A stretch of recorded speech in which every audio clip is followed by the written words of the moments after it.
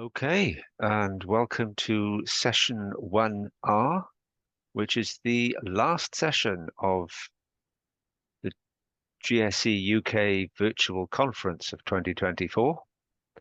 The only thing that's left is Mark Wilson's wrap-up at 5:30 GMT, but it gives me great pleasure to welcome my good friend and professional competitor, Emil Kotic from Broadcom, who will be taking us through lessons on pagination in Db2 for zOS. If there are any questions, please type them in and I'll mention them to Emil. But sit back and enjoy this last session. Over to you. Hello, everyone. Thank you, Marcus, for such a nice intro. That was very nice. Thank you. So my name is Emil Kotrč. I work for Broadcom. I'm based in Prague, Czech Republic. And my role is an architect of one of the architects of Db2 tools, of Broadcom Db2 tools. I'm mainly involved in what we call common services, mainly which is the layer between our products and zOS and Db2. So I do mostly internal services and things. So thank you for having me here. This is the last session, so I hope I will be on time. Let me start my timer to not go beyond my time. So I just start to watch my time. And what I want to talk here about is about pagination. And the thing here is that I don't do SQL that much. In fact, I would love to do more. But in my daily job, I do mainly bits and bytes of some internals. But whenever I have time to or a chance to do some SQL, I like to learn a bit more. So this is what I have learned over the years. And I also have many sources at the end, many links. So hopefully you will learn something. But you will also go back in time. So back to version 9, 10, 12, and so on. So this is not a very recent. These are not very recent enhancements, but still I think they can be pretty new to some, or because many times the code predates these versions. Anyway, I will close my camera if you don't mind, so that I saved some bandwidth. So I just wanted to say hello so that you see my face. Hopefully I will click the right button to just close the video, not the session itself. And I'll go through the slides. First of all, I would like to thank Joe Geller. I don't know if you know him. He's very famous in the IDAC community. He's a long-term content committee member, and he has great sessions. He retired recently, but still he keeps involved with the community. And most of the things I have here is based on the discussion I had with him. And also I was inspired by his work in this white paper he did with the team for Db212. So really kudos to Joe. And I learned a lot from him. So if you have opportunity to see his sessions, make sure you attend them and see them. He's really very good and technical. So my agenda. So I will start with pagination, what that means. Then we'll speak briefly about the access path. And that's really a session about a single access path. So interesting, just I will discuss only a single access path. And then I will discuss the topic I call data dependent versus numeric based pagination. And that's what was introduced in Db212. So I will spend some time with that. And at the end, I have some other considerations and techniques.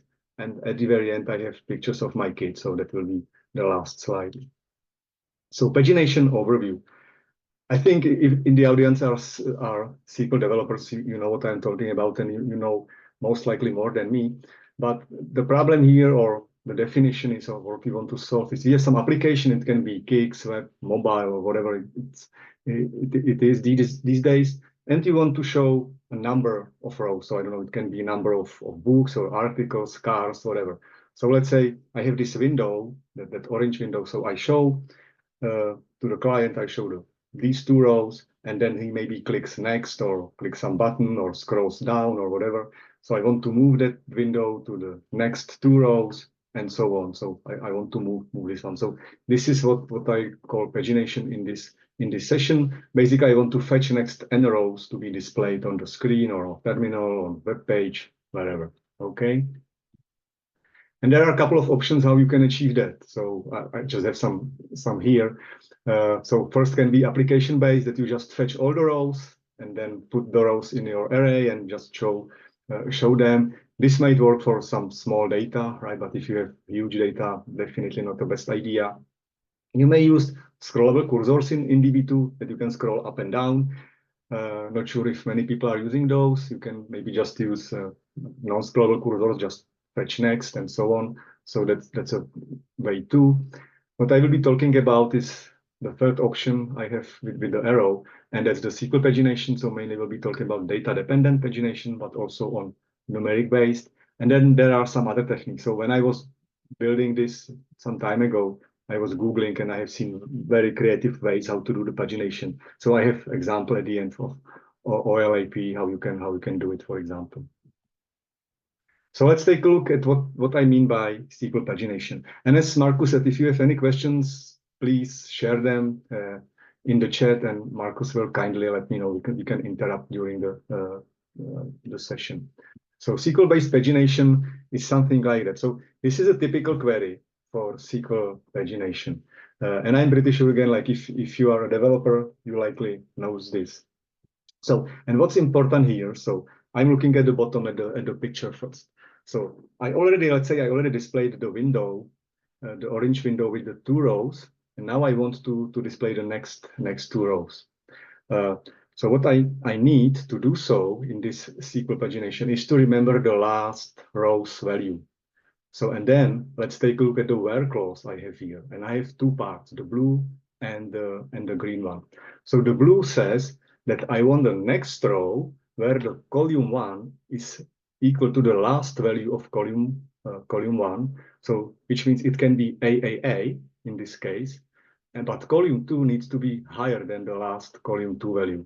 So that's why it selects the AAA 333 row. Okay. And then the green where clause comes to play, which tells, and I want to see values where column 1 is greater than the last column 1 value. And in this case, it's the BBB. So that's why I see AAA 333 and BBB 111. Okay. So and this is the key point here. That's the pagination basically. So you need to remember the last row's value, and you start from there basically. So this is your context of doing the pagination using the SQL. Now, let's take a look at the different example. And I oversimplified it, and I admit, so this is oversimplified. This query doesn't do what you would expect, but that would be your homework to fix it to do what you would assume it should do. The thing here is that I wanted to show some explains, right? So that's why I have it simplified so that it all fits in one screen. So let's say I do this query from IBM syscolumns, and I want to see the table name, table creator, and the name of the columns.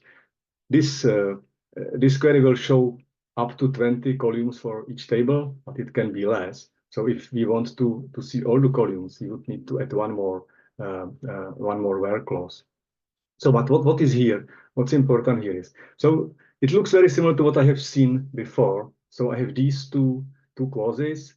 The TB creator equals some variable, and TB name is higher than the previous value, or the first column, the TB creator, is higher than the prior value. At the bottom, I have output of explain. So what we see here. So I will start with the second column, match calls. So I see this is the matching index, right? So I see match calls 2 for the first clause and 1 for the second one. That's what you can see from the blue and green clauses. And what's important is in the column called access name, which shows me that index will be used in this case, and that's DSNDCX01, which is a catalog index or index on the catalog tables on syscolumns table, which is on TB creator, TB name, and name. And on the very right hand, you see that this query references syscolumns. So that's what you would expect. This is all good. And on the very left hand, you see the access type. And that's what's important here. And that's that NR. And that's the access type I want to discuss in more details in this session. So hopefully all clear on the screen. Hopefully you understand the explain output. So this is the output just from the plant table, nothing more complex, so just the plant table. And I will use this for on other slides as well. So let's take a look at the access path. So this NR access path, it was added in DB2 in version 10. So it goes back 14 years ago. And it basically targets complex OR predicates that are not in list rewrite predicates. So it's called list of or range list access, or a list of, basically it's a list of ranges separated by ORs. It's similar to in list, but it doesn't contain just constants or something. So it's more complex. Those simple ones that are in list candidates, that's what I have at the bottom. So there is an example. So if I have clause like where column 1 equals 1 or column 1 equals 2, that's what DB2 can rewrite as where column 1 is in 1 or 2. And that would be access type n. So this is something different. That's what I will be not covering here. So I'll be talking about this NR access path, so this range list access. So in order to IBM to use it, there must be some conditions that must be true for NR. So, and I have these three options. And if you take a look into the performance guide, you will find them easily. So first condition is that each OR predicate refers to the same single table. And that's what you can see. I copied the plant table here. So you see the table is the same for both of my OR predicates. So it's syscolumns. The second thing is also important, which means that each OR predicate is mapped to the same index. So basically, I want to use different ranges, but for the same index, referencing the same table. So that's the second. And the third is that each OR has at least one matching predicate. And that's what we see in the match calls. So we see 2 and 1. So all the three conditions are met, which means that DB2 can select this access path for this query. So again, important thing: single table, single index, and at least one matching predicate. There is one exception that this is not supported if you are using these row set cursors. So keep that in mind. So if you are using multi-row patches, this won't be used. So there is some exception or limitation. Now, how does DB2 process that? So we have these ranges. In my super simple example, I have just 2. So these OR predicates are converted into range lists. So one range for each OR. And at runtime, they can be evaluated at different time. So when I was playing with that, so entries in the plant table are basically in the coding sequence, but it doesn't affect how they can be executed at runtime. So we don't have the full picture how it will be executed, but in the plant table, you will see those different ranges there. So, and that's what we have seen. So again, that's the sample query from the syscolumns. And we see that we have 2 ranges. So it will be like 2 index probes, one row for one range. Also, what we see here is the method is 0, so there is no sort, and that's thanks to the order by that matches the index keys and order. So if I do it in a clever way, I can avoid the sorting if it's possible. But in this case, it was easy. I was using the same order as the index was created. And again, I see the match calls 2 and 1. So far, so good, I hope. Now, when I was reading about it, I was thinking, okay, so this was introduced in DB2 10, but how the world looked like before version 10. So what was there, or how did it work before? So when I looked back in time, and I looked what was done in DB2 9 and prior, so how did it work back then? And in that case, most of the time the multi-index access was used or even required. And for multi-index access, DB2 uses list prefetch. So these things were used back then. So basically, it was really those different ranges were treated as multiple index accesses. So you had like two index accesses in my example, that would be, and then list prefetch would be involved so that it sorts the reads and so on, so that it effectively takes the rows. I've also found some techniques or tricks how to force a single index access. I think I've seen that in one of the red books, the old red books, that back then users were adding a redundant predicate, and you can see it in red in my example, which basically forced DB2 to use a single index access with index screening. So maybe this is something you see in your code. Maybe you think like, why is this redundant predicate there? And that might be the reason, because it was done before DB210 introduced this access path, and this was a technique to optimize and influence the optimizer to rather use a single index access rather than multi-index access. But this predates me, so none of my query was like that, but I'm pretty sure that it's somewhere in the code. So, some notes. So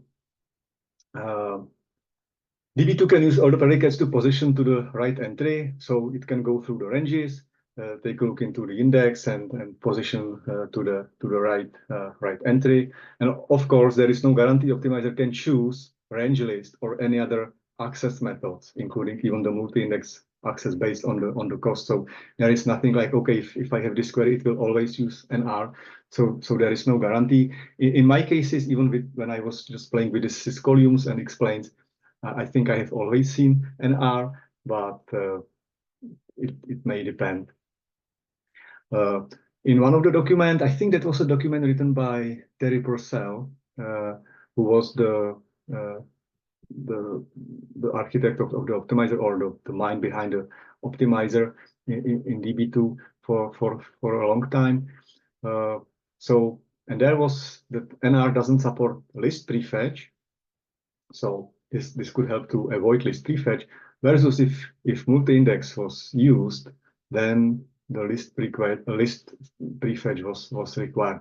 So with that, you can think about what is the likely or what in which situations is this access path likely to be selected. So, and it may depend on this cluster ratio. So whether it will use the multi-index, sorry, because if it's really unclustered, then it's better to use list prefetch to sort the reads and so on. So that might, what can help you to see whether this NR access path will be used or not. The last item on the screen is kind of obvious. It's always good to help the optimizer. So if you know like what is the number of rows you want to fetch, just say like fetch first n rows. If you really know how many, don't let DB2 think that you will fetch everything.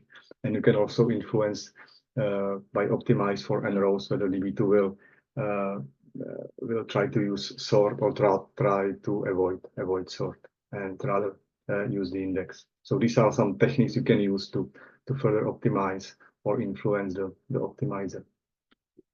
So that was the first section about that NR access path. Hopefully you now have better understanding, because back then I remember when DB2 went out, and I think I didn't understand what this NR is about. So it really took me some time to understand.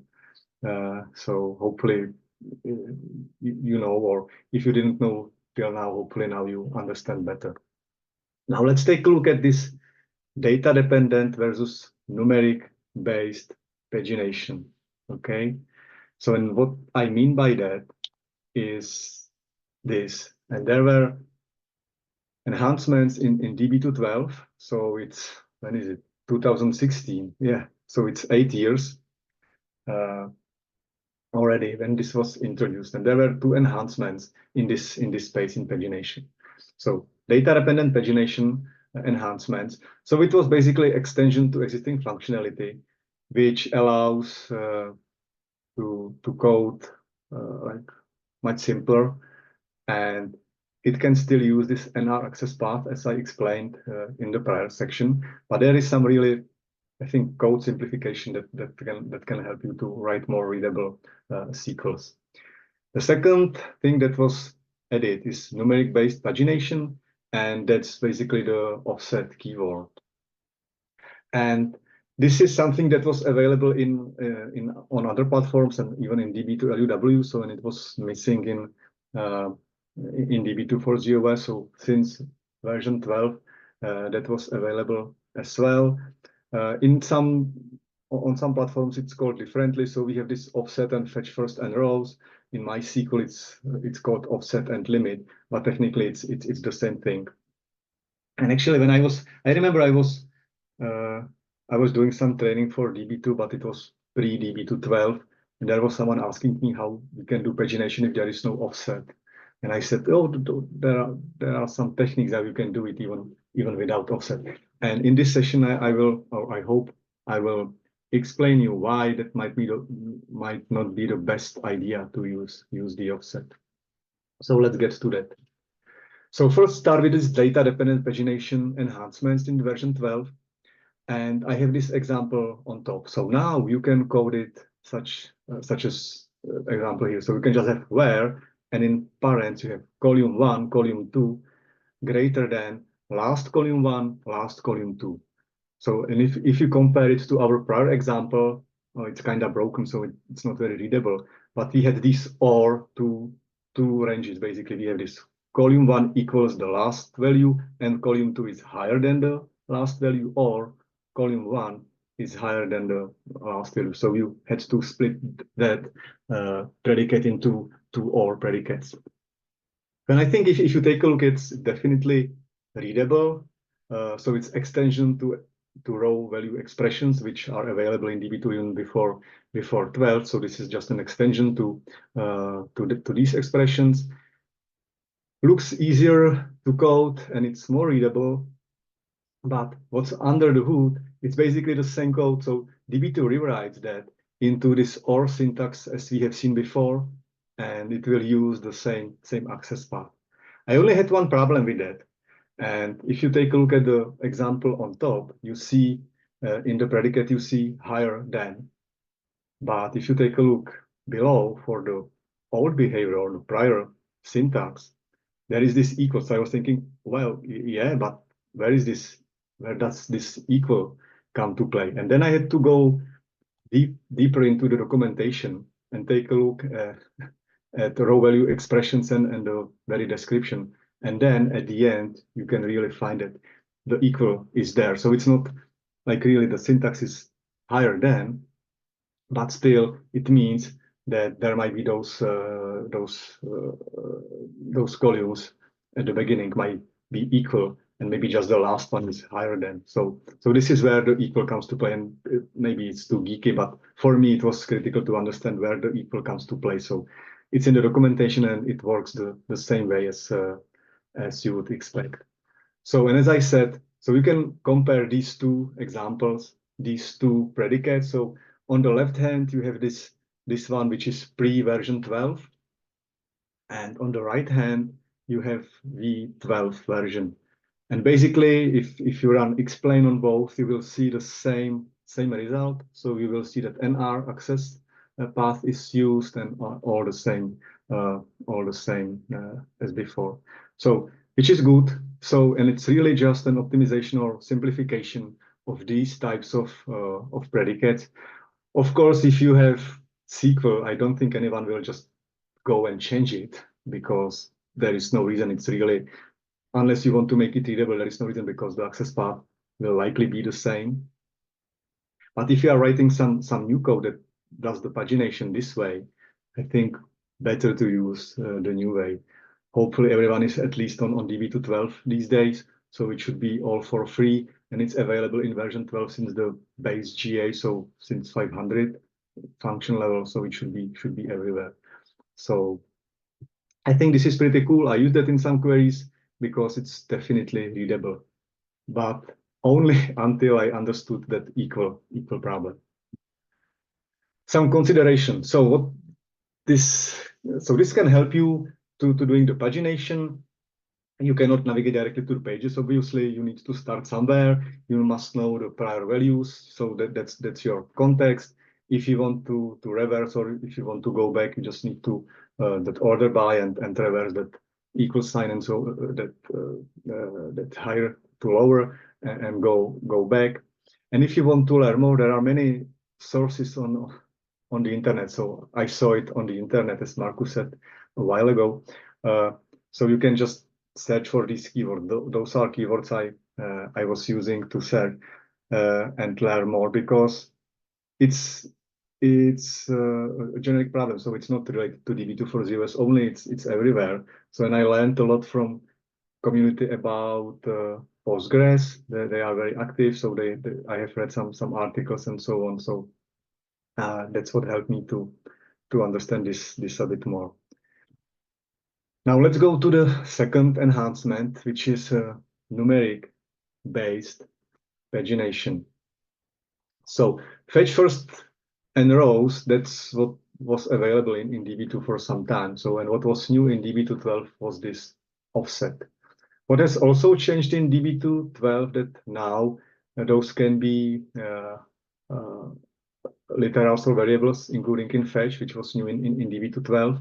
And this allows you to page forward repeatedly. So you just need to increment the offset variable, and you will get next row. So I have example here. So I'm selecting from a table, offset 3 rows, which means I want to skip the first 3 rows, and then I want to fetch first 2 rows only. So basically I'm skipping the first 3 rows and showing or displaying the next 2 rows. I don't have any order by, so it will be random rows in this case. So again, not very good example, but hopefully you understand the concept. Now, in your application, if you want to show the 2 rows and then go to the next 2 rows and then next, so what can you do is something like this. So you select from the table, offset 0 rows, fetch first 2 rows, and that's it. Then offset 2 rows, offset 4 rows, and so on. And this can be variable. So you can really just increment some counter and fetch these rows. Now it looks easy, but there are some considerations or some things you need to consider. First, let's take a look at the access path. So I have this explain here again.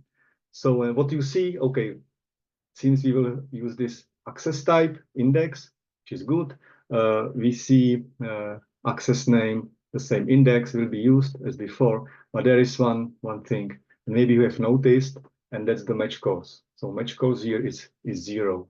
So what does it mean? So there is no matching column in this example. So it will be a non-matching index scan basically. So DB2 will need to go through the entries in the index. And also the other problem is that large offset may be expensive because the skipped rows must be scanned. And on the next slide, I will show you the reason. And that's really standard definition. So that's really required by standard. And where clause, if I use where clause, that could actually help me to get to a starting point. Now, if I just use offset and fetch first n rows, DB2 needs to go from beginning and scan those rows that will be skipped and fetch the next rows I want to see.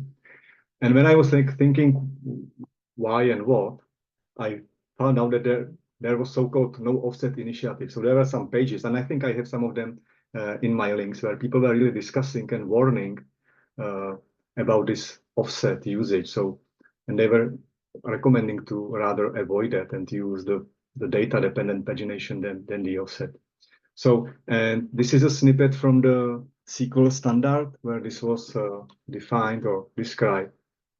So when it shows that rows need to be fetched and then numbering always starts from scratch, which means that the performance or the response time may increase when browsing further. So if you start somewhere, then you go next, it means that the performance can be really impacted because it still goes from top, but you just want to see the rows in the middle and so on, further and further. There can be also some issues like this insert problem, those anomalies where you can see some duplicate entries. Because what if someone inserts a row somewhere here, and then you just skip some rows and fetch next, so maybe you will see the rows you've already seen because you don't have the where clause in my example. So because of missing where clause, I may see the same data I've seen before because there might be some inserts and so on. So what's the resolution or how to avoid this is just use where, right? Try to use where appropriate. I mean, there might be reasons where this offset really makes sense, but for pagination, most likely you would like to use the where for better performance. I have this visualized on my next slide. Hopefully this makes sense. So and now you should understand what's the difference here. So the picture is the same, but the arrows are different. So on top of the screen, I have this numeric-based pagination because I always start from top. I don't have the where clause in my example, so I always start on top, and I need to fetch these rows to just throw them away and then fetch those two rows. While if I use the data-dependent pagination, I know where to start. I just need to remember the last value or the last row, and I know where to start from and fetch the next rows. And that's the picture at the bottom. And I see that my arrow starts where I ended the last time. Hopefully, this is somehow clear now. And again, if you take a look, or if you take some time and take a look into my my links at the end, you will see some interesting articles outside of Db2 community really. So this is a generic problem, not just Db2. So some takeaways from this section. So I would recommend prefer using the data-dependent pagination over numeric. But again, I'm pretty sure there are some good use cases for numeric as well. So, but I mean, using queries is usually good practice because it limits the number of rows returned. It helps you to find a starting point and so on. So this new enhancements in data pagination in version 12 can help you maybe to remove those redundant predicates that you have seen in version 9 and before. Maybe that's something that can help you to make your code or SQL readable and simpler. And you can simplify your OR predicates and use this extended row conditions just with these parents and higher than. And as I said, in my example, in that syscolium example, it was not quite right. So if you wanted to do it right, you would need to add at least one more predicate there. So you would see 3 and 2 ORs basically. So you would see 3 ranges. And for such a simple example, I think these 3 can make it less readable than just having this single expression. So and basically that's what I wanted to tell you. So I wanted to tell you that the data-dependent pagination is good. Use it whenever you can. Learn about this NR access path.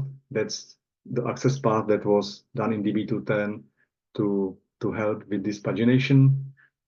I think I have at the end again. I have some links to that white paper and probably also to performance red books where they were comparing even the numbers. I didn't do that, but I have seen the numbers in one of the red books. Okay, do you recognize this guy? That was my favorite when I was some young boy. I was watching this series and I like that. So he always had some considerations at the end. So there is still one more thing. So there are still some other techniques that I've mentioned. So at the beginning I mentioned this application-based. Now I want to show you this OLAP, how you can use these expressions to do the pagination, and there are others.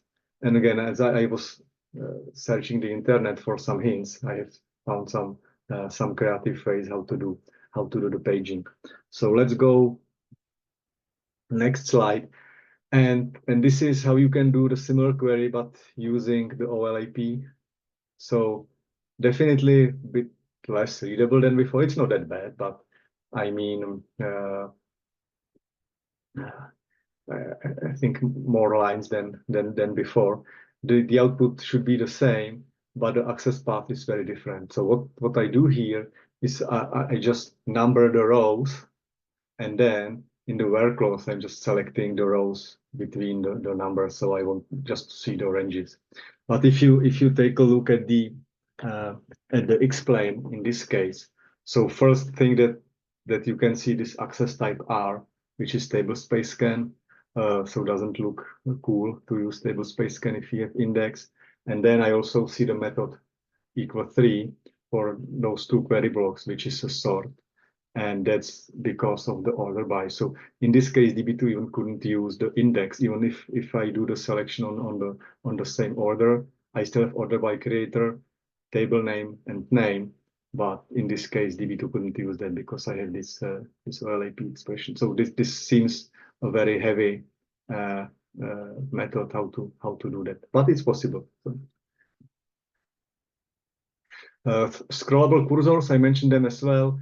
So yeah, that's a technique you can use. I haven't seen many customers using scrollable cursors, in fact, so mainly just fetching, but if anyone is using those scrollable cursors to go back and forth, so maybe you have some experience with it. I haven't seen many. So it can be used in Kix programs, not in those pseudo conversational, because in those you lose the context, right? So you don't have this cursor opened. So if you want to use these cursors, then you need to have this transaction open for scrolling to so that you don't lose the context of which rows were shown or not. So you most likely need this with hold cursor. And really, I was very quick, so I guess that's because I'm 1 hour ahead of time. Of the UK time. So I think I have very good links. Hopefully they still work, and I'm sorry if not. I forgot to check them. So, and I know it's always a pain. So if some of these the links do not work, please let me know, and I can send you the correct links, or I believe I have all the important things downloaded. The one I especially liked was the third one, DB210 query optimization update by Terry Purcell. That was really a great reading. I remember reading that on my vacation some time ago. So that was cool. It's for DB210, and I guess since then there were some enhancements and other, but still good reading about the pagination. And with that, I want to thank you. I hope you enjoyed, and my again a picture of my kids. It was from one of the mornings when we went to school and kindergarten, and they were so tired for the very first day. And it reminded me, they were sitting on a bus stop, and it reminded me this famous picture of those workers building the skyscraper, very tired. So those were my kids. Anyway, thank you. I hope you learned something. I will be happy for any feedback, and if there are any questions, comments, I can actually take a look if there is anything. And if you want to learn more, I also have some backup slides here about multi-row fetch, which, as I mentioned, this NR access path doesn't work with those multi-row fetch. So if you are using multi-row fetch, you will most likely end with a different access path. So if you want to take a look how that works, it's at the end of my session, but I don't plan to go through that. So let me take I don't think there's any questions. Just a couple of thanks. That's all there is in the chat. Yeah, so I don't see anything. So I will turn on my camera so that you can see I'm still here in my spaceship. And so I think it was pretty quick, right? Yeah, it was excellent. Yeah. Yeah, thank you very much, Emil. Once again, great concepts and great examples to back them up. Really good content. Thanks once again. And thank you everybody for joining us on another virtual conference at GSE. Don't forget to fill in your Session feedback forms. The session was 1R, and hopefully we will see you in person in November. Oh, yeah, that would be great. That would Yeah, be good. yeah. And Mark, Mark Wilson will be wrapping the session up in about 15 minutes. So see you later. Bye, everyone. See you and thank you very much. Thanks, Emil.